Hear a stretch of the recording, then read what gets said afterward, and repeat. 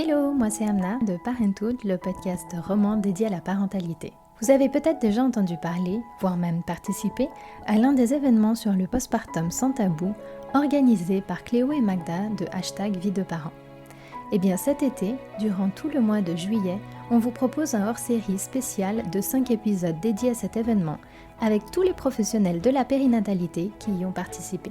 Vous aurez ainsi le privilège d'entendre leurs présentations et leurs conseils à chacun et chacune d'entre eux, ainsi que celui de Curtis, le parent témoin de cet événement. Ces épisodes sont extrêmement précieux pour les parents qui peuvent se sentir seuls, isolés, effrayés par rapport à tout ce qu'ils peuvent vivre et découvrir, dans cette période très spéciale qu'est le postpartum.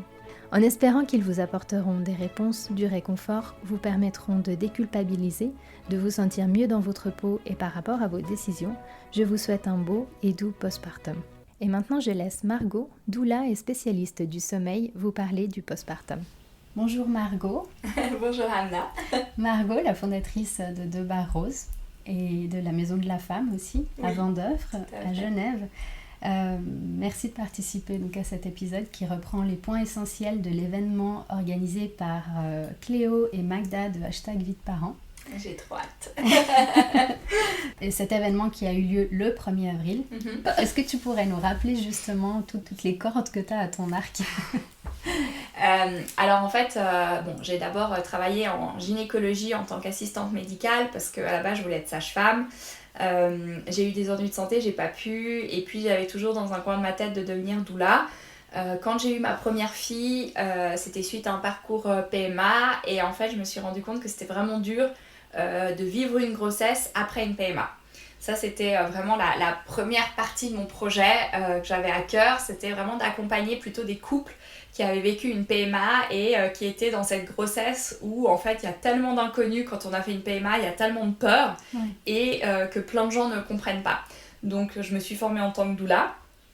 Et après ça, j'ai eu l'envie de me former encore plus. Donc je suis allée à Paris, à l'école du bien-être de Sonia Krief.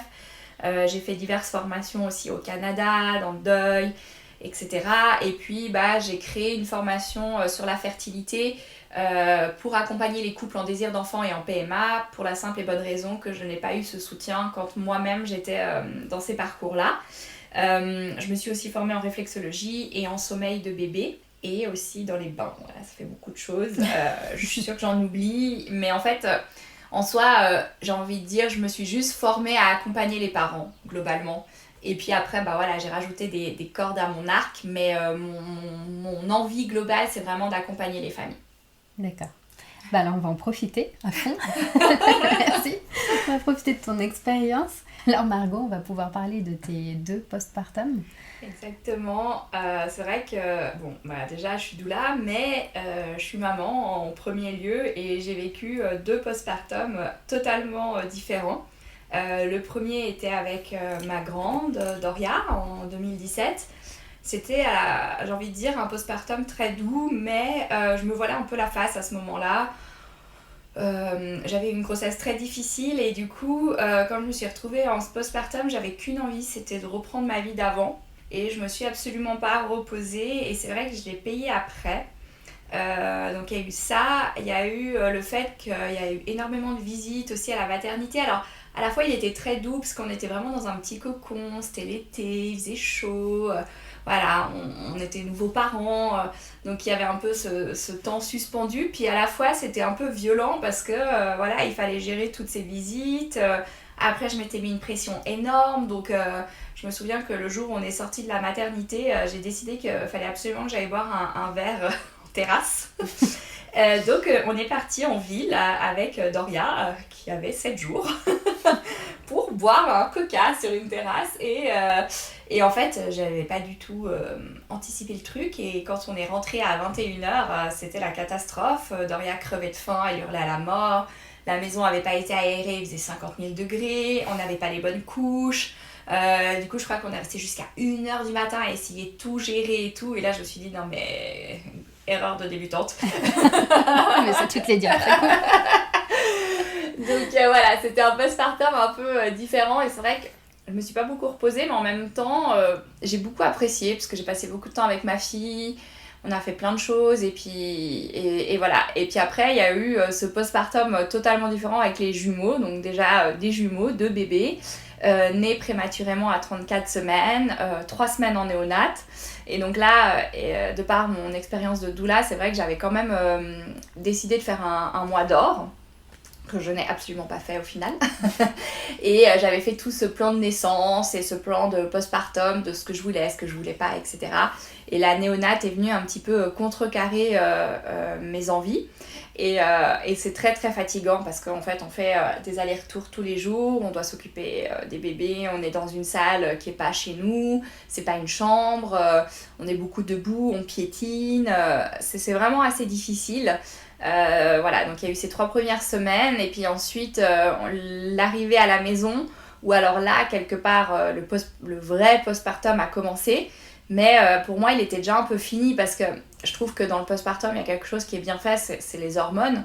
Et donc voilà, la première semaine on est fatigué quand même, on a fait un marathon pour accoucher suivant ce qu'on a eu, etc. Donc voilà, la première semaine c'est un peu plus calme. La deuxième semaine on est à la maison, on fait pas grand chose, puis petit à petit on a cette envie qui revient d'être quand même active, et c'est vrai que moi je pense pas que j'aurais été capable de rester 6 semaines à la maison, et après avoir fait ces 3 semaines en mode hyper action en néonate, j'avais pas forcément envie d'être à nouveau bloquée à la maison en mode mois d'or. Donc voilà, ça a été un peu ambivalent, mais on a quand même beaucoup pris le temps pour se connaître, profiter, et surtout la fatigue était quand même assez intense avec 2 bébés à gérer.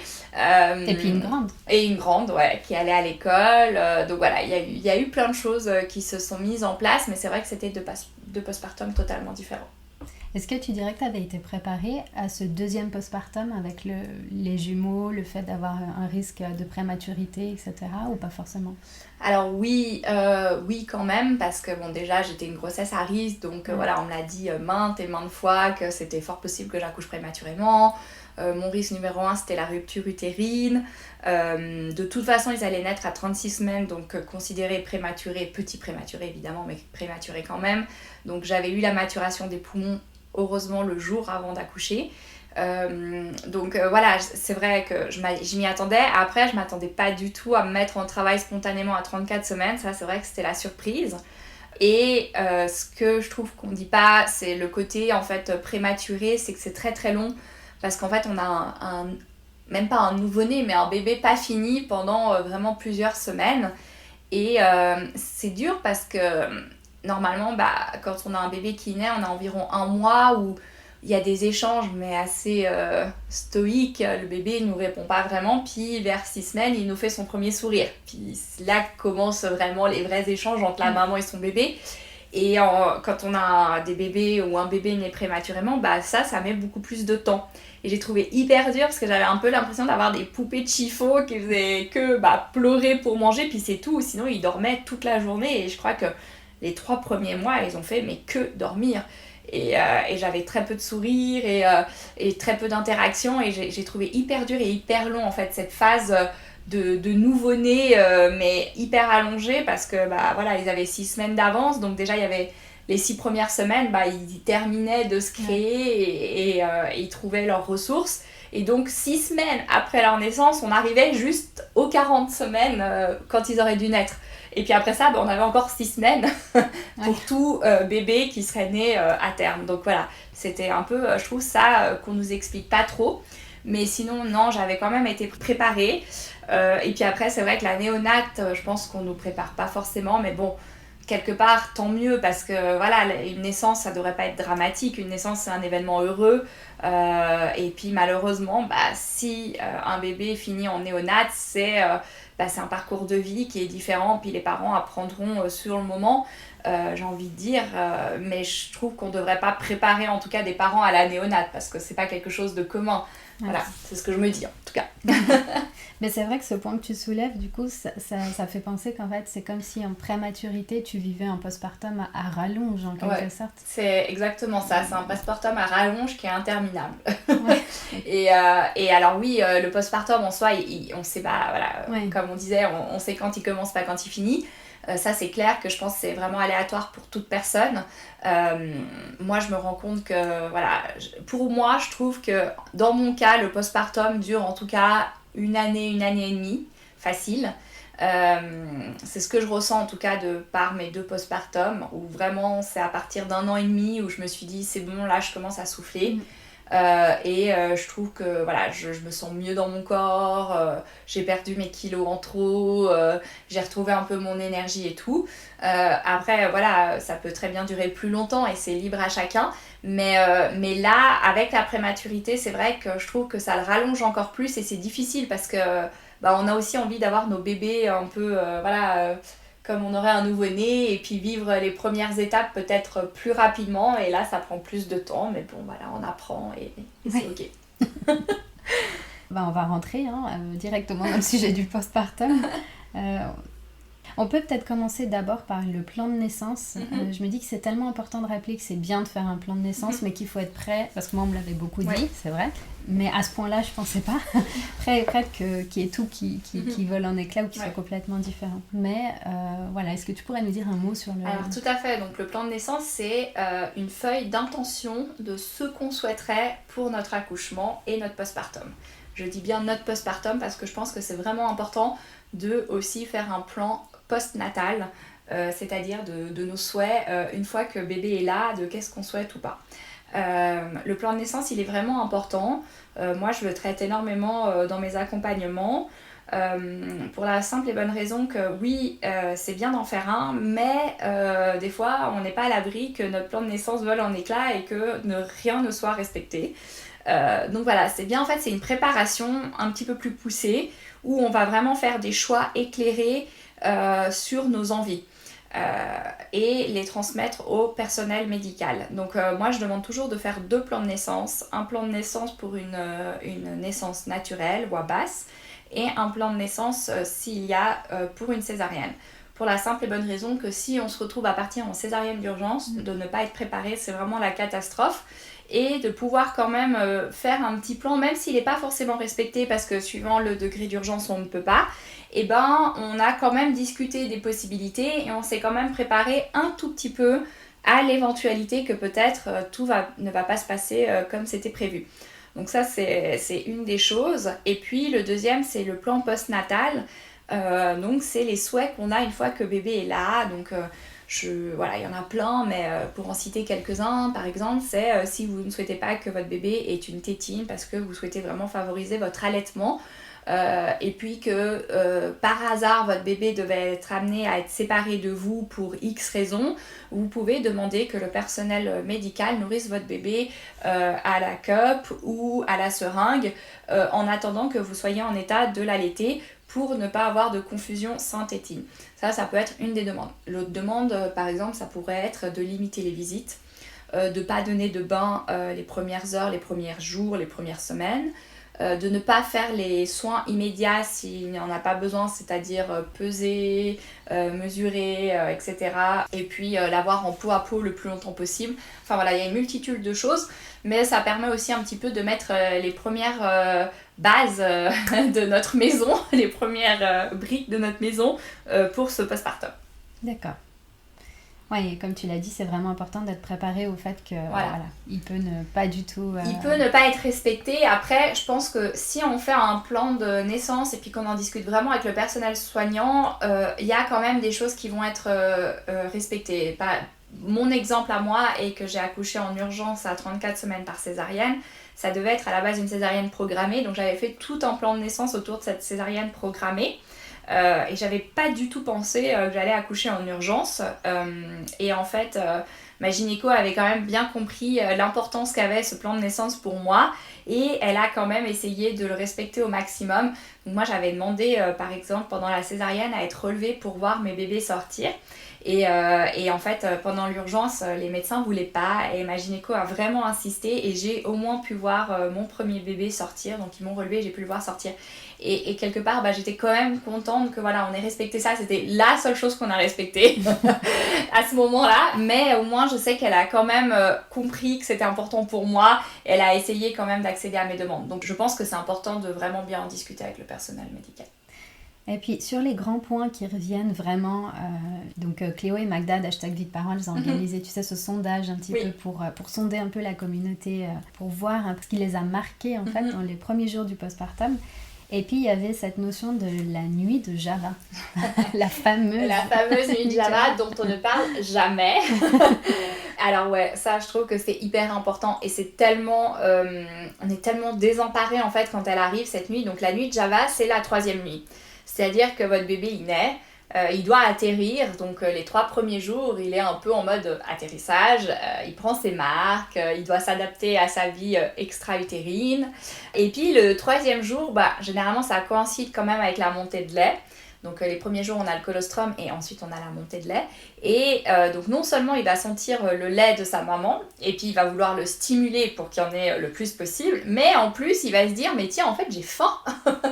Et donc il va être ultra excité et en fait ça correspond aussi quelque part à un pic de croissance. Pourquoi ? Parce qu'en fait on va se rendre compte qu'il y aura ces pics de croissance c'est la règle des 3, donc 3 semaines, 6 semaines, 12 semaines, etc. Et donc il y aura ces pics de croissance et puis le 3e jour, donc à nouveau règle de 3, c'est une sorte de mini pic de croissance et puis c'est le lait qui s'adapte, la lactation qui va s'adapter plutôt au bébé et puis cette envie que le bébé il a atterri, il a enfin réussi à s'adapter et puis maintenant il a envie de manger. Et donc il va être ultra excité et en fait on nous explique pas et souvent en plus on a la chute d'hormones le 3e jour. Donc en fait on est au bout de notre life, on pleure à tout va, on n'a pas dormi parce qu'on a eu ces 3 premiers jours d'excitation hormonale et en plus on a un bébé qui hurle de faim et qui est ultra excité et c'est assez drôle parce que ils sont... C'est vraiment des petits animaux, ils bougent dans tous les sens, ils ouvrent la bouche et puis on est désemparés et après on vient nous dire un peu lambda, c'est la nuit de Java madame, c'est normal. C'est quoi Et je trouve que voilà, on devrait un petit peu expliquer aux mamans, donc moi je l'explique toujours, que voilà, le 3e jour c'est normal. Ça va être dur parce qu'on a cette chute hormonale, ça demande quand même beaucoup, mais ça passe et ça dure 24 heures. Donc voilà, il faut tenir bon 24 heures, c'est pas facile, ça donne envie de tout arrêter, mais après ça passe. D'accord, merci. Et du coup, comme tu as évoqué la notion de pic de croissance, c'est vrai qu'après, il y a ces pics de croissance, ils continuent encore dans le temps. Ils continuent et en fait ils sont très bien faits. Donc les pics de croissance, à nouveau, donc par exemple il y en a un assez gros que tous les bébés, on le voit chez tous les bébés, inévitablement c'est le pic de croissance des 3 semaines. Après, suivant l'âge de bébé, ils peuvent en avoir encore à 6 mois, 9 mois. Moi je l'ai, alors pas eu pour ma première mais pour les jumeaux, à 9 mois et 12 mois, ils me faisaient encore des pics de croissance visibles. C'est-à-dire qu'ils mangeaient pendant 3-4 jours de façon... tellement, et voilà, parce que je pense vu qu'ils étaient prématurés, petits pois, ils avaient peut-être plus besoin d'avoir ces pics. Mais en fait, les pics de croissance ont une raison, c'est l'allaitement. C'est d'adapter le lait de la maman à l'âge du nourrisson. Donc voilà, le lait va s'auto-adapter, puis ce que ça va faire, c'est qu'en fait pendant 24 heures, le bébé va énormément réclamer, voire ça peut être toutes les demi-heures, toutes les 10 minutes, c'est assez fatigant, il faut en avoir conscience, et il va téter pour stimuler la lactation et modifier un petit peu ce lait. Et puis par la même occasion grandir. et voilà, ce que je dis, c'est que c'est 24 heures, à nouveau ça reste environ 24 à 48 heures dans certains cas, assez difficile, mais il faut vraiment se dire que c'est juste 24 heures et que ça passe. Donc il faut se dire ok, pendant 24 heures je reste à la maison, je ne vois personne, je suis en osmose avec mon bébé, je le mets au sein à la demande, donc même si c'est toutes les 5 minutes, c'est toutes les 5 minutes, alors vos seins vont prendre cher, mais ça va aller, il y a des solutions pour ça, et puis je prends ce temps, c'est 24 heures pour moi et mon bébé, et puis dans 24 heures je reprendrai ma vie normale. Est-ce que ces pics de croissance, ils ont lieu aussi si le bébé n'est pas allaité ? Oui. Ok, ouais. Donc c'est un peu Ils ont lieu aussi si le bébé n'est pas allaité, parce que ma fille, j'ai pas réussi à l'allaiter plus d'1 semaine et elle m'a fait un pic de croissance de psychopathe à 3 semaines. Et les jumeaux aussi, donc je les ai allaités 6 semaines, mais ils ont continué à faire des pics de croissance, même en n'étant pas allaités. Okay. Alors évidemment que ça n'a pas la même raison, mais c'est un besoin physiologique. En fait, ils ont besoin de grandir et puis ils vont chercher à s'adapter. Donc quand il y a un pic de croissance avec un bébé non allaité, donc avec un lait maternisé, on va augmenter les quantités. Ok. Ouais, c'est tellement essentiel de le savoir parce que c'est vrai que quand tu le vis, si tu le sais pas, t'as l'impression qu'il y a tout ton univers qui s'écroule, que le bébé devient... c'est presque invivable en fait, c'est très dur. Le bébé est vraiment surexcité, voilà, c'est comme la nuit de Java, il bouge dans tous les sens, il pleure, il est énervé, il est irritable, on sait plus quoi faire, on sait pas comment le tenir, on n'arrive pas à le calmer et c'est hyper désemparant pour une maman. Et souvent, de par mon expérience, c'est à ce moment-là qu'on appelle la sage-femme parce que par exemple pour le pic des 3 semaines, en disant mais j'en peux plus, qu'est-ce qui se passe et tout, la sage-femme nous dit juste c'est un pic de croissance, mais pourquoi on nous l'a pas dit avant en fait. C'est ça. Parce que si tu sais que ça va passer, que comme tu dis voilà. C'est un week-end ou c'est 3-4 jours, tu prends sur toi et tu te prépares, c'est tellement différent que quand tu es dedans et puis que tu commences à te remettre en question, te dire que voilà, tu fais tout travers, maman, tu fais tout travers et alors que pas du tout. Et est-ce que ça correspond un peu au changement de rythme du bébé par rapport au sommeil? Parce qu'on voit qu'il n'y a jamais rien d'acquis avec le sommeil des bébés, des enfants. Je trouve pas, non. Non, ça c'est vraiment totalement différent. Déjà, le sommeil avant l'âge de 4 mois, on ne peut pas parler de rythme pour un bébé. C'est vraiment à partir de 4 mois qu'on va pouvoir venir travailler un peu sur ce sommeil et essayer de donner un rythme à son bébé. Évidemment qu'on peut commencer avant à mettre des habitudes, mais avant 4 mois, le bébé fait comme il veut. Ouais. Donc non, pour moi, ça n'a pas à voir forcément avec les pics de croissance. Donc les 4 premiers mois, en fait, tu suis un petit peu le mouvement de préférence avec le bébé. Alors tu suis le mouvement, après tu peux mettre déjà des choses en place sur le sommeil, et c'est important, je trouve, de le faire. Mais c'est vrai que les 3-4 premiers mois, c'est ton bébé qui mène la danse, c'est lui qui décide. Et à partir de 4 mois, vraiment, il est capable physiologiquement et assez mature pour commencer à avoir un rythme et à mettre en place des siestes, etc. Et des nuits pour le sommeil. D'accord. Et est-ce que l'hypervigilance, c'est parental, ça peut être la maman comme ça peut être le papa, est-ce que c'est quelque chose qu'on vit principalement les premiers jours ou bien ça peut durer aussi un petit peu dans le temps? Et si tu peux justement présenter l'hypervigilance. Alors l'hypervigilance, c'est un petit peu ce truc où en fait on n'arrive pas à dormir parce qu'on est en hypervigilance, on écoute notre bébé au moindre signe, on est réveillé et on s'occupe de lui. Moi je pense que, alors elle est très forte les premiers jours, pourquoi? Parce qu'on a justement les hormones qui sont quand même bien faites et quand on accouche, on a un peu cette phase hormonale où on n'a pas du tout sommeil, genre tu te dirais mais attends elle va faire que dormir, non en fait elle est ultra excitée la maman et elle va regarder son bébé dormir toute amoureuse, donc voilà, mais après je trouve qu'elle continue elle peut continuer encore pendant plusieurs mois. En tout cas pendant plusieurs semaines, c'est possible. Et c'est vraiment assez dur parce qu'au final, la maman est fatiguée, elle a envie de dormir, ou le papa. Mais en fait, le moindre petit bruit que son enfant fait, elle se réveille et elle est au taquet pour aller s'en occuper. Donc évidemment, c'est un instinct de survie parce que voilà, la nature est bien faite. Et qu'avant, on n'avait pas le confort qu'on a aujourd'hui et la sécurité qu'on a aujourd'hui. Mais dans un autre sens... dans notre vie d'aujourd'hui, elle peut être assez dure parce que la fatigue s'accumule grandement, mais en fait, on ne peut rien y faire, quoi. C'est hyper dur de stopper ça. Alors moi, c'est vrai que j'ai été assez radicale pour ma première, et d'ailleurs pour les deuxièmes aussi. J'avais cette hypervigilance assez forte qui m'empêchait totalement de dormir. C'était vraiment, je ne pouvais plus dormir. Le moindre petit truc, j'étais réveillée. Et donc, je les ai mis assez rapidement dans leur chambre. Alors la chambre était juste à côté, mais au moins ça me permettait de couper les petits bruits inutiles, j'ai envie de dire, qui sont juste inhérents à leur sommeil, et d'être plus vigilante pour les gros pleurs et les gros réveils.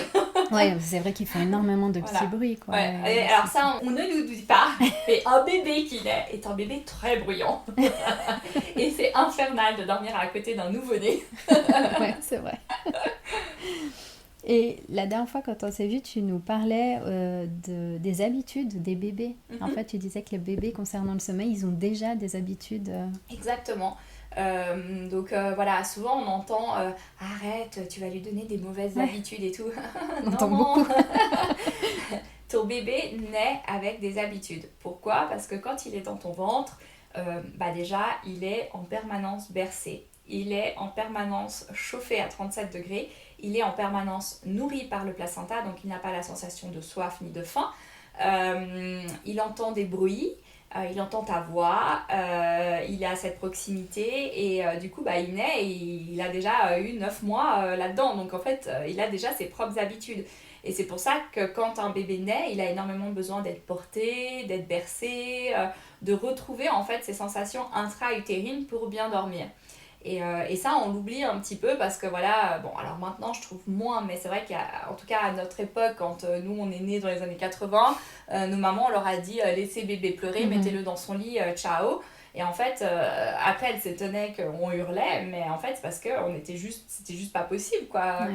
On peut pas demander à un nouveau-né qui est immature sur plein de plans de tout d'un coup se retrouver tout seul dans un lit froid, plat. Sans être nourri à la demande, voilà, Sans aucun son. voilà, sans aucun son, sans aucune proximité. Donc voilà, maintenant il y a quand même plein de choses qui permettent d'un peu reproduire ça, notamment comme je disais le portage, le cododo. On peut mettre une bouillotte dans le lit pour un petit peu chauffer, c'est-à-dire que quand vous portez votre bébé, vous mettez la bouillotte dans le lit en attendant, puis quand vous allez le coucher, au moins le lit sera déjà chaud, donc il n'aura pas cet effet de changement où il passe de bras hyper chauds à un lit hyper froid. Ouais, c'est une super donc, idée ça. voilà, il y a quand même plein de petites choses qu'on peut mettre en place pour aider bébé à retrouver ses sensations intra-utérines. Il y a les bruits blancs, bruits roses. Rose ? Ouais. J'ai jamais entendu rose. Ouais, alors les bruits roses, alors je suis pas une experte là-dedans, mais il y a une différence en fait, et paraît-il que les bruits roses sont meilleurs que les bruits blancs. D'accord. Bon. Je ne sais pas, mais je ne suis pas une experte, donc je ne vais pas me lancer dans le sujet. Je vous laisserai faire vos propres recherches. Mais voilà, donc il y a plein de petites choses qu'on peut mettre en place pour aider bébé à garder ses habitudes qu'il avait dans le ventre. Et puis après, ses habitudes petit à petit vont s'atténuer. Comme tout, il va prendre aussi un rythme circadien comme nous, donc jour-nuit. Parce que quand il naît, il est en rythme ultradien et du coup il va prendre petit à petit son rythme jour-nuit et puis on va lui créer évidemment nos propres routines, c'est-à-dire que voilà, par la force des choses on va l'habituer à la vie active. Donc se lever le matin, s'habiller, manger, etc. Et puis petit à petit ses habitudes vont se transformer et vont devenir un peu différentes. Et puis faut aussi garder en tête la différence entre routine et rituel. Qui sont vraiment, les deux sont très importants dans le sommeil de bébé. Donc les routines, c'est vraiment ce que vous allez faire dans la journée, donc sa journée type, j'ai envie de dire. Et puis les rituels, c'est ce que vous allez mettre en place juste avant de le coucher. Donc berceuse, bruit blanc, berçage, etc. Tout ça, que ce soit pour la sieste ou pour le coucher du soir. Pour la sieste ou le coucher. Et c'est vraiment important de garder les mêmes rituels à la sieste et au coucher. Parce qu'en fait, lui, il s'en fout sieste coucher, c'est juste qu'il se dit on va me coucher. Et donc, par exemple, j'invente, mais tout le temps changer un bébé de place pour la sieste et le faire dormir à d'autres endroits, évidemment qu'il va dormir en voiture et tout parce qu'il est fatigué, il en a besoin. Mais par contre, après, ça va être vraiment compliqué à la maison de le faire dormir pour la sieste.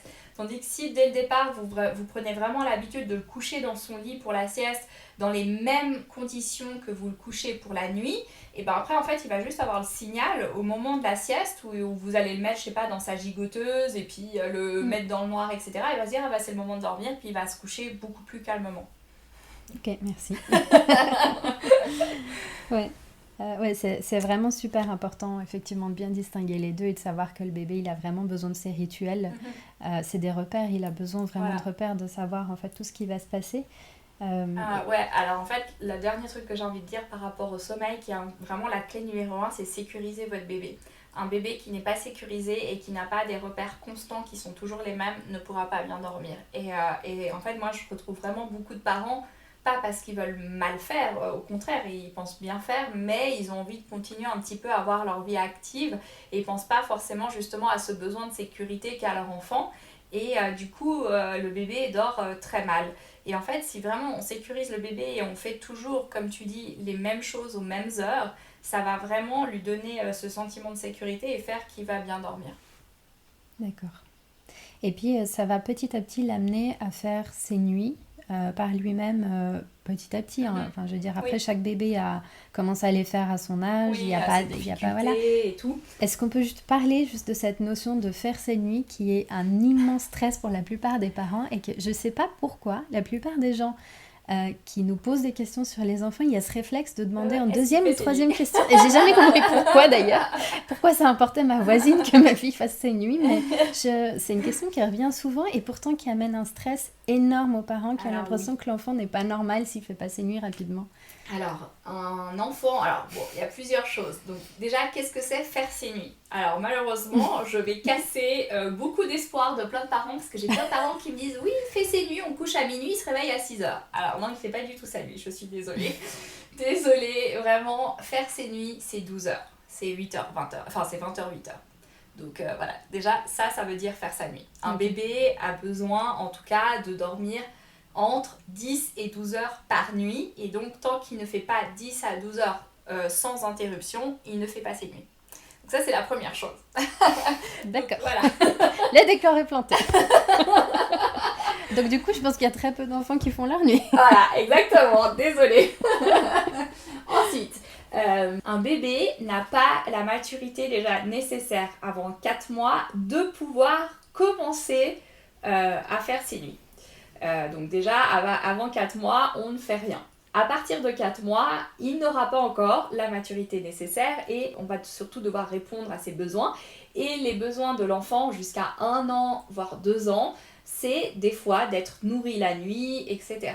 Ensuite, l'autre erreur, j'ai envie de dire, qui fait que notre enfant ne fait pas les nuits, et ça, c'est vraiment quelque chose que j'invite les parents à faire attention, c'est de connaître comment notre bébé s'endort. Et à savoir qu'un bébé s'endort en sommeil agité. Pourquoi je dis ça? Parce qu'en fait, vous avez tous eu votre nouveau-né qui tout d'un coup fait... Il bouge dans tous les sens, il ouvre les yeux, il les referme et tout. Et on se dit, ah tiens, il est réveillé, on le prend dans les bras. Et en fait, non, il était en train de s'endormir et on vient casser son sommeil. Et ça, c'est vraiment quelque chose qui va poser problème plus tard parce que le bébé ne va pas réussir à s'endormir tout seul.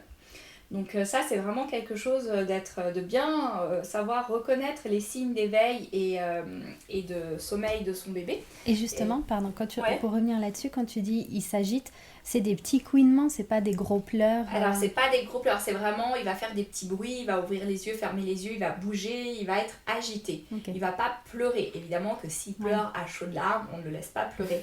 Mais quand il est justement dans cette phase où il rentre dans son sommeil, donc cette phase de sommeil agité, de venir le prendre dans les bras, ça vient vraiment casser son sommeil et ça vient aussi casser ses compétences à s'endormir tout seul. Pourquoi je dis ça? Parce qu'en fait, pour qu'un bébé fasse ses nuits, il faut qu'il arrive à s'endormir tout seul et à se réendormir tout seul dans la nuit. Parce que c'est normal, nous aussi, on se réveille pendant la nuit. Il ne faut pas croire, c'est pas parce qu'on dort 12 heures qu'on ne se réveille pas.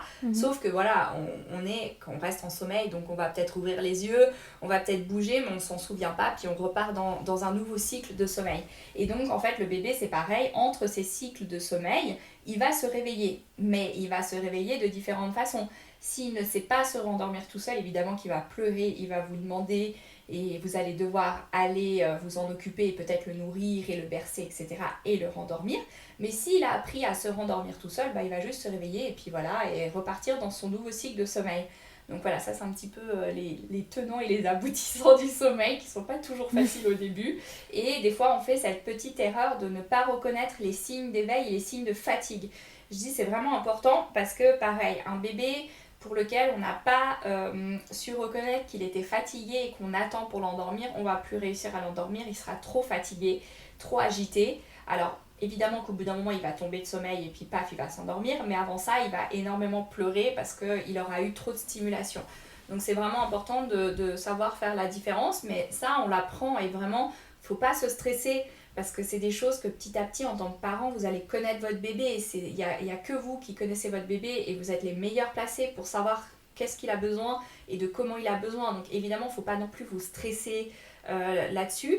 Voilà, les premiers jours, ça va être difficile, mais déjà au bout de 10 jours, vous saurez reconnaître ses pleurs, pourquoi il a faim. Parce qu'évidemment, le bébé, il a différents pleurs. Il y a la méthode Dunstan Language Baby, qui est une médecin qui a découvert qu'en fait les bébés avaient différents pleurs pour différents besoins. Et ça, vous allez le reconnaître par vous-même. Vous allez savoir quand il est fatigué, quand il a faim, etc. Donc voilà, faut pas vous stresser, ça vient petit à petit. Ouais, c'est tellement important de le rappeler parce que c'est vrai qu'au début c'est impressionnant le pleur d'un bébé, puis comme tu dis on n'a pas envie de le laisser pleurer et c'est très stressant. Mais c'est vrai qu'on reconnaît à la fois le pleur de son enfant parmi les pleurs d'autres enfants, petit à petit on apprend à reconnaître. Et puis des fois on se dit en fait là elle est fatiguée vraiment, ou il est fatigué, il faut que j'aille le coucher, ou alors non là il a faim. Ou il a besoin d'attention, etc. Donc il y a vraiment différents pleurs et ça rapidement vous allez savoir les reconnaître. Ok, qu'est-ce que c'est rassurant. Et puis, est-ce que dans ces rituels-là, il faut que ce soit de préférence les deux parents qui effectuent les rituels? On n'est pas... je veux dire, parce que parfois, il y a certains bébés, on a l'impression, en tout cas, du moins, que ça peut être plus avec la maman, si c'est la maman qui allait, par exemple, ou parfois plus le papa. C'est pas forcément le cas. Alors, oui et non, dans le sens que un bébé, les premiers mois, a peut-être besoin d'être allaité pour s'endormir et c'est normal. Et ça peut faire partie de son rituel. Son rituel, c'est l'allaitement. Donc là, évidemment que le coparent aura pas trop sa place, malheureusement. Mais après, il y a d'autres choses, évidemment, que le papa peut mettre en place ses propres rituels pour coucher son enfant. Ou alors, ça peut être que la maman, elle allaite au salon et que le papa ou le deuxième parent prenne le bébé et aille le coucher et fasse un autre rituel à ce moment-là pour le coucher. Il y a un petit peu plein de choses, mais ça, j'ai envie de dire, il n'y a pas vraiment de règles. C'est un petit peu comment ça va se mettre en place. Les premiers temps, il y a des bébés qui s'endorment au sein et puis on ne peut rien y faire. Et ma foi, c'est comme ça et donc ce sera plutôt la maman. Après, je ne sais pas si c'est quelque chose de biologique ou pas, mais c'est vrai qu'en tout cas, de par mes enfants, j'ai l'impression que c'est plutôt moi qui suis un peu leur référent pour le sommeil et je dois vraiment être celle qui les couche et fait les derniers bisous, câlins, etc. Et le papa est plus présent pour d'autres choses. Mais voilà, après c'est peut-être moi et puis peut-être dans d'autres familles, c'est le papa qui a le rôle numéro 1 dans le coucher du bébé, je sais pas. Mais ça, je pense que ça vient vraiment suivant le temps. Ouais, puis chaque famille a son organisation aussi. Exactement. Puis même ça change d'un moment ou à un autre, ça peut changer rapidement. Alors moi j'ai fait un truc que je pense beaucoup de papas, j'espère qu'ils l'ont fait et le font. C'est que moi en fait j'ai pris l'initiative de me dire ok, elle a porté l'enfant pendant longtemps, elle a souffert. Quand bébé va venir et s'il ne dort pas la nuit, c'est moi qui vais prendre. Donc moi toutes les nuits, surtout pour Kylian, pendant je sais pas 8-9 mois, je me réveillais toutes les nuits. Parce qu'en fait, au début, elle allaitait pendant quelques mois. Après, elle a toujours eu des infections, là. Du coup, elle a arrêté. Donc, elle donnait le biberon. Et du coup, ce qui se passait, c'est que en fait, c'est moi qui prenais l'initiative la nuit de me réveiller pour s'occuper de bébé. En plus, elle dort, mais genre, elle dort. Et elle dort. Mais vraiment, c'est grave. Hein. Mais elle m'a dit, Curtis, par contre, quand tu n'es pas là, quand tu es en voyage ou tu fais tes trucs, non, là, je dors pas. Je me réveille. Mais je pense que c'est parce que je sais que tu es là. Ouais, c'est donc fou, je profite. tu vois. Ouais, donc elle me l'a dit plusieurs fois en fait. Ouais. Parce que parfois dans les nuits, je l'entends bébé pleurer et puis je suis fatigué. Soit je me dis, elle fait exprès, elle dort. Soit elle fait exprès, soit vraiment elle dort. Et du coup, en fait, non, elle dormait vraiment. Donc du coup, je m'occupais de bébé. Et par rapport au boulot, juste pour revenir dessus, parce que c'est vrai qu'on dit que la femme, le sommeil, tout ça, bébé, tac, tac, c'est vrai. Mais c'est vrai que nous, parfois, à cause des congés paternité qui n'est pas si long que ça ou autre, on doit parfois reprendre le boulot, mais en même temps, on doit subir le truc de la famille et tout. C'est pas négatif ce que je dis, mais c'est que je dis juste que le fait de travailler et après rentrer le soir, m'occuper de ma famille, même la nuit, ça fait que je me plains pas, je culpabilise pas non plus, mais je dis juste que je trouvais qu'il y avait un peu ce côté où je me dois en fait de faire ça, parce qu'elle aussi c'est vrai que c'est dur.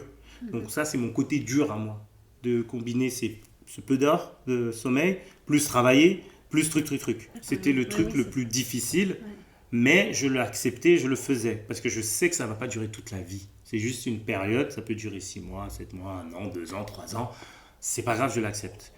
Le plus important pour moi, c'est que tout va bien. Que tout aille bien. C'est tout ça. Juste ça. Le bien. C'est tout ce que je veux. Margot, est-ce que tu voudrais dire un mot sur le baby blues, les émotions confuses qu'on a au début qui peuvent être aussi renforcées peut-être avec le temps par rapport au sommeil qui, on l'a dit, est souvent un facteur de stress pour les parents? Alors, donc le baby blues et la dépression postpartum sont donc deux choses différentes. Le baby blues est quelque chose de physiologique et obligatoire à toute maman. On passe toutes par là après l'accouchement, c'est la chute hormonale. Et le baby blues dure environ de 3 à 10 jours. Donc il survient généralement environ le 3e jour quand on a la grosse chute hormonale et puis peut durer jusqu'à 10 jours maximum. Généralement je trouve qu'il dure plutôt entre 24 et 48 heures mais disons que jusqu'à 10 jours il n'est pas pathologique. Après ça, quand ça continue, on va plutôt parler de dépression. Voilà, donc évidemment que si on a des émotions compliquées envers son bébé, envers nous-mêmes, voilà, des choses qu'on n'ose peut-être pas parler et tout, c'est bien de se faire aider. Et si cette tristesse et cette mélancolie ou cette dépression s'installe dans le temps, évidemment qu'il faut consulter. Mais en tout cas, faut se laisser du temps, que les 10 premiers jours, c'est normal.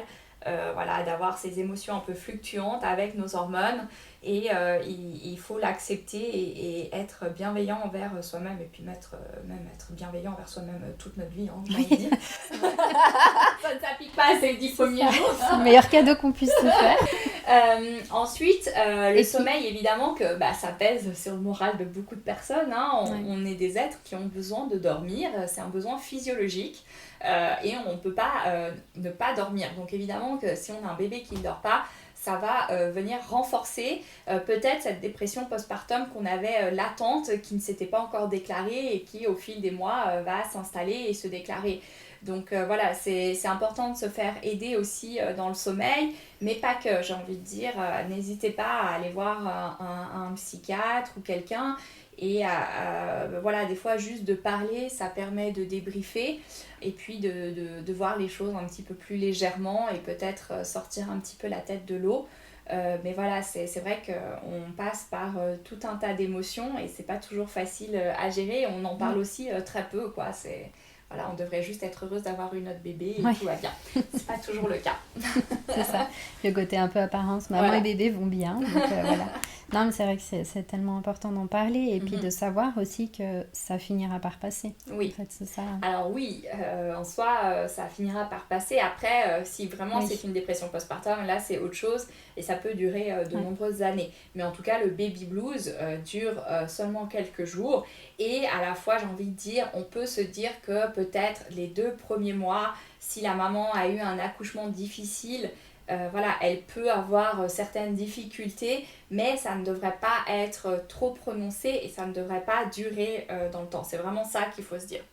À partir du moment où ça vient avec des pensées, parce que voilà, on en parle très peu de la dépression postpartum, mais c'est pas juste être triste ou être malheureux, c'est vraiment des pensées envers son bébé, voilà, d'avoir peur de faire du mal à son bébé, mais parce que voilà, on serait capable quelque part de lui faire du mal et ça c'est, voilà, on n'en parle pas assez, ou de se faire du mal à soi-même, c'est d'avoir des pensées suicidaires, de ne pas savoir gérer notre quotidien, que toutes les tâches du quotidien sont insurmontables, de ne pas se nourrir ou alors d'être trop dans l'action pour un peu cacher ses symptômes ou au contraire aussi avoir un bébé qui s'efface. Ça on le dit très peu, mais un bébé qui fait ses nuits les premiers jours, alors il y en a, mais généralement c'est pas du tout normal en fait. Et si le bébé est très calme et dort énormément, c'est peut-être aussi parce que justement sa maman n'est pas disponible psychologiquement pour s'occuper de lui et donc il va se mettre un petit peu en retrait, un petit peu s'éteindre pour laisser sa maman récupérer. Donc voilà, il y a plein de petites choses comme ça qui sont pas anodines et qu'on devrait garder en tête et que si elles arrivent, et ben vraiment n'hésitez pas à demander de l'aide. Après, voilà, c'est pas forcément obligé d'être tout de suite d'aller chez un psychiatre, mais je veux dire que ce soit votre pédiatre, votre sage-femme, votre doula, votre gynécologue, ils sont quand même formés à déceler les signes d'une dépression postpartum. Oui, déjà en parler avec quelqu'un, un personnel soignant. Après, il y a la possibilité de se tourner éventuellement vers les centres périnataux pour avoir des renseignements, savoir peut-être qui contacter. Oui. On n'a pas besoin non plus d'être en dépression postpartum pour sentir que parfois on est débordé, c'est un peu trop pour nous. Mais je me rappelle quand on s'était vus, c'était il y a 2 ans. Ouais. Ça passe trop vite. Pour moi, c'était l'année dernière. Tu m'avais parlé de ces fameux bons de respiration. Et je me dis que ça serait bien d'en parler parce que moi, personnellement, je ne connaissais pas. Mais ça peut changer la donne. Alors oui, tout à fait. Donc la Croix-Rouge a mis en place des bons de respiration. Donc je sais qu'il y en a sur le canton de Genève, quasiment sûr. Je ne crois pas qu'il y en a sur le canton de Vaud, je ne suis pas sûre. Donc vraiment, ça c'est vraiment propre à Genève. Mais en fait, c'est des bons de respiration. Donc c'est 3 heures où on sort de la maison et on a une personne qui vient s'occuper de nos enfants, de notre bébé, si vraiment c'est un trop-plein pour nous ou si vraiment on a juste besoin de souffler. Et donc vraiment la règle, c'est qu'on doit sortir de la maison. On ne peut pas être à la maison. Ou alors si vraiment on a besoin de dormir, peut-être que ça se négocie, mais c'est plutôt de faire quelque chose pour nous et on a le droit à 3 bons par année et j'invite vraiment tous les parents à le prendre, à savoir que j'aimerais quand même dire que la Croix-Rouge actuellement est assez débordée et qu'on a moins accès à ces bons. Donc si on souhaite avoir un bon, je pense qu'il faut quand même appeler à l'avance actuellement. Je dis bien, avant on pouvait un peu appeler à la dernière minute si on les avait, mais actuellement ils sont un petit peu débordés. Donc voilà. Et c'est la Croix-Rouge qui fait ça, le Chaperon Rouge à Genève, qui est une garde d'urgence et qui propose ces bons de respiration. Et je trouve que c'est essentiel et ça déjà, on devrait en parler à la maternité. Ouais, c'est ça. Et ça devrait être mis en place partout parce que voilà. C'est vrai qu'on en a fortement besoin. Si vraiment vous êtes dans une situation de précarité avec votre bébé, dans le sens que vous ne pouvez plus vous en occuper pour X raisons, donc je sais pas, vous êtes malade, vous êtes en dépression ou vraiment c'est trop, vous n'arrivez plus à gérer les pleurs de votre bébé, vous pouvez vous rendre aux urgences pédiatriques des HUG et ils hospitalisent votre enfant, donc je sais plus, ça a un nom, voilà, on nous l'avait dit l'autre fois, et en fait ils gardent votre enfant pendant X jours pour que vous puissiez vous reposer. Moi j'y ai fait appel pour mes jumeaux quand j'ai eu un Covid assez violent en 2022, début 2022, maintenant ça passe. Et du coup ils ont été hospitalisés 2 jours, c'est pas énorme, mais j'ai pu avoir 2 nuits où j'ai dormi sans me réveiller pour eux parce que je n'étais plus capable de m'en occuper en fait. Et ça je trouve qu'on ne le dit pas assez et ça permet peut-être d'éviter certains drames qui pourraient arriver par exemple d'un bébé secoué. Donc évidemment je rappelle que voilà, si on a des envies, que notre bébé pleure trop, il vaut mieux le poser dans un endroit sécurisé et sortir de la pièce et aller souffler 5 minutes plutôt que de rester coûte que coûte, voilà, et le laisser pleurer. Plutôt que voilà, de commettre l'inévitable. Mais si vraiment vous êtes dans un état de détresse que vous ne pouvez plus gérer, que ce soit si bien psychologiquement ou juste parce que vous êtes malade, et ça peut arriver, je suis désolée, mais s'occuper d'un bébé quand on est malade, c'est extrêmement dur, et ben voilà, sachez que vous pouvez vous rendre aux urgences pédiatriques et demander que votre bébé soit hospitalisé et pris en charge. Et en parlant de ça, est-ce qu'on peut aussi justement se préparer, organiser le retour à la maison pour essayer de, pas de 100% faciliter, parce que c'est un peu, ça serait un petit peu mentir, mais juste de rendre un petit peu plus doux, un peu plus léger ce postpartum? Alors tout à fait. Donc en fait, on parle beaucoup en ce moment du mois d'or. Le mois d'or, qu'est-ce que c'est? C'est ces 40 premiers jours après la naissance de son enfant. Pourquoi j'en parle? Parce qu'en fait, vraiment, en Occident, aujourd'hui, on a oublié à quel point ces 40 jours étaient importants pour la suite de notre postpartum. Et dans plein d'ethnies de par le monde, on continue vraiment à mettre l'importance sur ces 40 premiers jours et à chouchouter la maman. Donc voilà, que ce soit au Japon ou en Chine, les 40 premiers jours, on reste à la maison, on mange des plats chauds pour récupérer plus facilement. Enfin, il y a plein de choses que voilà, ces pays mettent en place pour ces 40 premiers jours qu'on ne fait plus du tout ici. Nous, en Occident, on nous demande dès qu'on est sorti de la maternité, de retrouver notre vie d'avant, de nous maquiller, de nous habiller, de continuer à sortir, de s'occuper de bébé, de ne pas dormir, de manger, de bien faire son allaitement, de ci, de ça. Ce n'est pas possible, vraiment ce n'est pas possible. Donc qu'est-ce que vous pouvez faire pour vous préparer à ça? Déjà, au lieu d'offrir des doudous et des habits dont on n'a pas besoin, offrez plutôt des repas, une doula postpartum qui va venir vous accompagner. Voilà, vous pouvez très bien amener un repas à réchauffer ou plusieurs repas à la maman, ça lui fera plaisir, elle n'aura pas à cuisiner. Et ça, rien que déjà ne pas devoir cuisiner, c'est énorme. Donc aussi, pendant votre grossesse, si vous avez le courage, vous pouvez préparer des repas à l'avance que vous congelez. Comme ça, vous n'avez plus qu'à les ressortir pendant votre postpartum. Aussi gérer les visites, voilà, on n'a pas toujours envie d'avoir certaines visites de gens qu'on connaît au final très peu et qui sont tout contents de venir voir le bébé mais qui n'ont pas grand chose à faire de la maman, si j'ose dire. Après, préparez le maximum de choses, j'ai envie de dire, même des choses administratives, faites-les pendant que vous êtes enceinte. Et puis surtout, prenez votre congé maternité enceinte. Parce qu'il y a des mamans qui travaillent jusqu'au dernier jour, mais au final, on est enceinte que quelques fois dans notre vie, très peu de fois. Et donc, profitez de ces instants. On a besoin de ce temps suspendu avant la naissance de notre enfant où on est un peu grosse, baleine et on fait rien de notre journée et ça fait du bien. Et vraiment faites-le. Moi j'invite toutes les mamans que j'accompagne à prendre un congé, à se mettre en arrêt ou à réduire leur temps de travail pour profiter de ces derniers instants qu'elles ne revivront pas toujours. Et puis après, ce que j'ai envie de dire aussi que je trouve très important et qui est malheureusement très peu démocratisé, c'est le retour au travail. Et je trouve qu'on devrait imposer un retour au travail avec des temps partiels au début. C'est-à-dire de recommencer à 40%, puis à 50%, puis à 60%, puis à 70% pour arriver à son 100%. Parce que c'est, pour la maman, il faut se dire que c'est 4 mois, c'est que dalle. Déjà, on est un des seuls pays à avoir si peu. Donc 4 mois avec notre bébé, on sort tout juste de la période de nouveau-né. Et paf, on doit retourner au travail à 100%. C'est tellement violent. Donc voilà, je trouve que si vous avez la possibilité de discuter avec votre employeur pour recommencer justement un temps partiel au début, n'hésitez pas, c'est vraiment priceless. Ouais. Et puis ça se fait dans d'autres pays aussi, effectivement. Exactement. On est mieux accompagné en fait au retour. Mais ça, c'est une problématique dont on ne se rend pas compte, même en étant enceinte, je pense. Moi, personnellement, je me disais 4 mois, c'est bon, c'est large. Oui, j'ai le temps de voir venir le truc et tout, je prépare tout, et voilà. Sauf qu'en fait, ça passe super vite, et puis tu te prends un peu une claque, et puis je sais que les dernières semaines, c'est l'angoisse, c'est le stress. C'est l'angoisse de retourner au travail, et je trouve que c'est tellement violent pour les mamans, donc voilà. J'ai envie de dire, quelque part, ce sera aussi important de préparer ce retour au travail parce que 4 mois, effectivement, ça passe très vite. Et puis peut-être se mettre des étapes. Voilà, se dire, les 2 premières semaines, c'est mon étape, c'est de rester à la maison. Puis les 2 semaines suivantes, c'est de sortir de la maison, mais pas plus que 100 mètres autour de la maison. Et puis petit à petit, élargir un peu ça pour que ce soit pas tout de suite...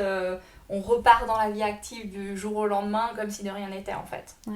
Ouais, c'est vraiment important et c'était un des points que je voulais aborder avec toi. Tu sais, cette différence en fait, ce choc qu'il y a entre la réalité, les réseaux sociaux notamment, on voit la maternité, enfin déjà la grossesse d'une certaine façon, puis après la maternité, le postpartum, on le voit vraiment pas comme il peut être. Maintenant un peu plus, heureusement, il y a de plus en plus de personnes qui lèvent un peu les tabous, c'est rassurant, c'est ça.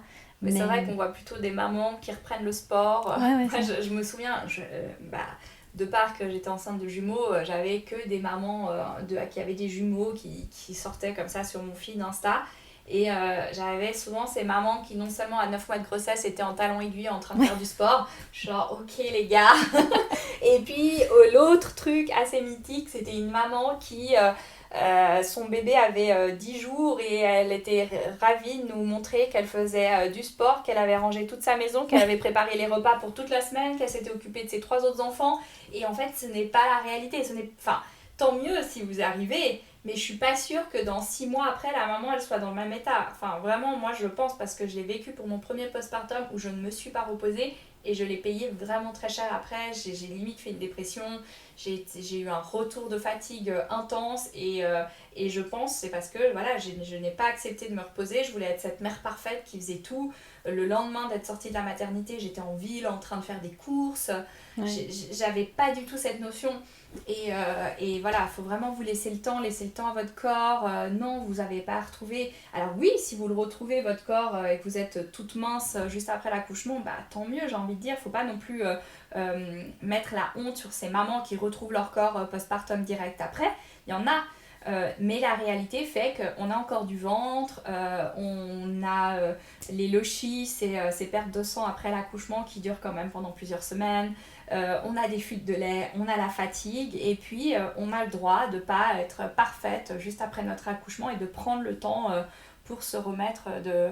Enfin, moi, j'en ai beaucoup parlé sur mon compte, c'est l'assiette. Je sais pas si tu avais vu ce post. Non, l'assiette ? Ouais. Ah oui, l'assiette. Ouais, donc l'assiette, une assiette, ça fait environ 21 cm, c'est plus ou moins la taille du placenta. Faut vous imaginer que si un homme, par exemple, avait une plaie de la taille d'une assiette de 21 cm sur le corps, je pense qu'on s'occuperait de lui et qu'il pleurerait grandement et qu'il nous dirait à quel point il est malheureux et qu'il a mal et que c'est vraiment trop dur la vie, etc. Et que nous, on serait aux petits soins avec lui, qu'on lui dirait non, ne te lève pas, reste couché, attends, t'as vu la plaie que tu as et tout. Mais nous, on a cette plaie quand on accouche. Le placenta se décroche de l'utérus et on a une plaie de 21 cm sur l'utérus. Alors oui, il se remet petit à petit et donc elle se réduit. Mais il faut vraiment garder en tête cette histoire d'assiette et se dire que voilà, on a une plaie qui s'est faite dans notre corps et que notre corps a besoin de récupérer comme n'importe quel autre accident qu'on aurait pu avoir. Et donc voilà, se laisser ce temps. Donc je trouve que c'est assez imagé, mais ça nous reste dans la tête. Effectivement. Désolée pour tous les hommes que j'ai qui vont entendre ça et qui vont pas être contents de ce que j'ai dit. Le premier bébé, oui. Quand Jessica, elle regarde beaucoup de choses sur Internet aussi. TikTok, Insta, tout ça, là, les femmes enceintes, tout. Moi, non. Moi, je n'étais pas trop ça, ni papa. Bébé, en fait, je me disais juste, bon, voilà, je sais qu'il y a des trucs, il y a plein de trucs qui vont se passer et tout, et que elle, en fait, comme elle voyait des choses, et que quand elle a eu, ben, en fait, c'était pas ce qu'elle voyait, ça n'était pas la même chose, c'est différent. Ça l'a aidé, ça nous a aidé à, surtout elle, en fait, à se dire, ok, en fait, il faut s'adapter. Margot, est-ce que tu aurais quelques conseils concrets justement? Alors là, tu nous as déjà donné énormément de conseils sur l'organisation, le retour à la maison. Enfin, je trouve que c'est vraiment précieux pour les parents. Mais est-ce que tu as d'autres conseils qui te viennent en tête? Alors oui, il y en a deux. Ce serait le chariot d'allaitement et les stations de change. Ça dépend si on a une grande maison ou un petit appartement évidemment, mais le chariot d'allaitement c'est assez cool, c'est ces chariots Ikea de cuisine où dedans vous pouvez vraiment mettre les basiques dont vous avez besoin pour l'allaitement et du coup vous promenez avec dans votre appartement, donc de la chambre au salon. Parce que voilà, on n'allait pas toujours dans la chambre et puis de déplacer, ne serait-ce que si vous faites vous tirez votre lait pendant l'allaitement, et ben si vous avez votre tire-lait, à chaque fois de le déplacer c'est vraiment galère. Donc voilà, vous pouvez mettre par exemple une bouteille d'eau parce que voilà, on a très soif quand on allaite, des petits snacks, de quoi lire ou écouter de la musique, j'en sais rien, ou un chargeur si vous avez votre téléphone. Vous pouvez mettre des couches, vous pouvez mettre un linge, vous pouvez mettre de quoi vous occuper de votre bébé, vous pouvez mettre votre tire-lait, voilà, des récipients pour récupérer votre lait. Aussi là, j'ai oublié la marque, mais moi j'ai utilisé ça, c'est génial. Parce qu'il faut savoir que quand on allaite, il n'y a pas que du lait qui sort du sein où le bébé tire le lait, mais il y a aussi l'autre sein qui produit du lait. Et en fait, on perd énormément de lait. Je ne sais pas si, quand vous avez allaité, vous vous êtes déjà retrouvé trempé après. Parce qu'en fait, votre sein, le sein qui n'est pas tété par le bébé, continue à produire du lait. Et il y a du lait qui coule. Donc, il y a ces récipients qu'on met en fait sur le sein pendant qu'on allaite le bébé à l'autre sein et qui fait qu'on récupère un nombre inconsidérable de lait. Et moi, je l'ai beaucoup utilisé pour les jumeaux parce que du coup, je tirais mon lait et je leur donnais mon lait maternel. Et pour ne pas en perdre une goutte, et ben, je mettais ça et franchement, c'était génial. Donc voilà, le chariot d'allaitement c'est vraiment bien. Et puis suivant la maison que vous avez, j'ai envie de dire des stations de change parce que voilà, alors oui, c'est quelquefois pratique d'aller directement dans la chambre, mais on n'a pas toujours envie. Donc pourquoi pas imaginer dans le salon, mettre juste un petit coin où on a quelques couches, de quoi changer bébé, et comme ça on n'a pas forcément à se déplacer. Et puis voilà, ça permet de faire un trajet en moins et de se reposer. Ça peut être une des choses. Oui, d'autant plus que si on a une cicatrice de césarienne ou d'épisiotomie, pas très fort. Voilà. Ça aide beaucoup. Ça aide beaucoup. Et puis le chariot d'allaitement, c'est vrai que ça permet aussi de rester un peu connecté, d'être là où t'es, parce qu'au début, c'est vrai que tu vas un peu t'isoler pour allaiter, vas dans ton truc, tu mets du temps à récupérer toutes tes petites affaires. C'est vrai qu'on y passe pas mal de temps, en tout cas au début. Il y a quand même beaucoup de choses. Voilà, il peut y avoir des tétrelles, de la crème pour les mamelons, des coussinets d'allaitement. Enfin, on peut vraiment mettre une multitude de choses. Et puis, si on doit déplacer tout ça, enfin, moi, je sais que j'en ai pas fait et je regrette. Et à chaque fois, je me trimballais ce tire-lait, plus tout ce qu'il fallait pour le tire-lait. Parce que du coup, je donnais le biberon, ensuite je donnais le sein et après, je tirais mon lait. Donc, j'avais 3 étapes assez conséquentes. Et au final, si j'avais eu ce petit chariot, ça aurait été quand même plus simple. Eh bien, merci pour tous ces conseils, pour toutes ces informations. Avec plaisir. Merci beaucoup, Margot. Merci.